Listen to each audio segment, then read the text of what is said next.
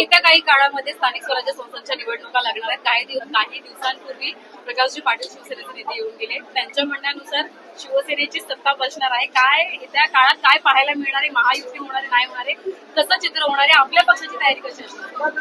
Bharatiya Janata party मनापासून शहराच्या विकासावर दृष्टी ठेवून काम करते.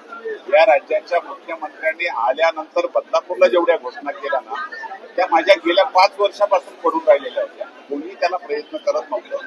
ही दिशा मिळते.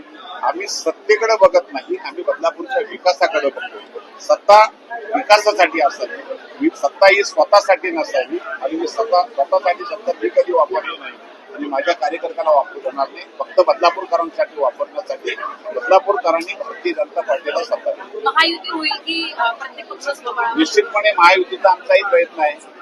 महायुती करण्याचा आमचा सगळ्यांचा प्रयत्न आहे. निश्चितपणे महायुती आदेश आल्यानंतर आम्ही मांडणार आहेत. पण महायुती कोणती?